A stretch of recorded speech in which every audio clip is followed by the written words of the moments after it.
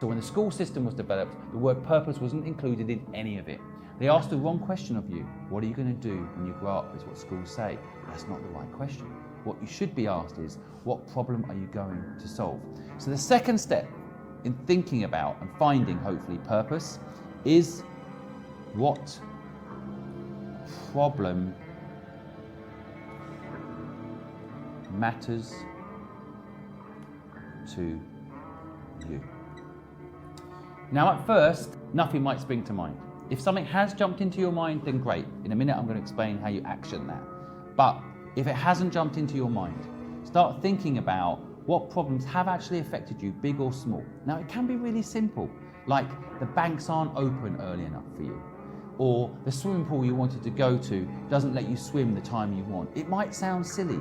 You start thinking about problems that bother you, and your brain wakes up.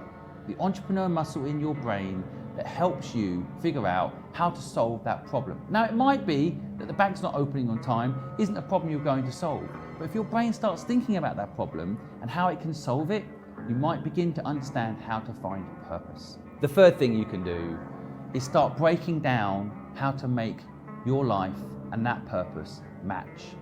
Now, matching what you do in your day and your actual purpose is often easier than you think. I've met hundreds and hundreds of people who tell me what their dream is, and it turns out that their dream is often just 3% difference from their existing life. You know, between chimpanzees and humans, and only 3% difference in the DNA.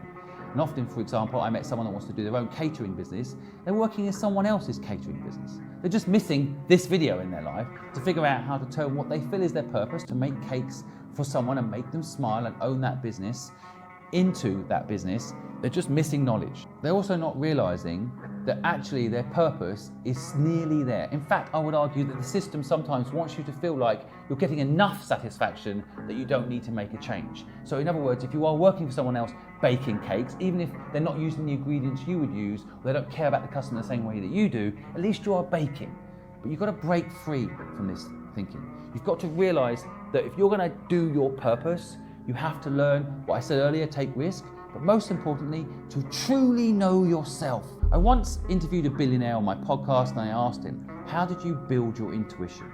And he said to me, I used to go and ask my mum or my dad a question when I was young, and they both used to say to me, you know the answer. You know it.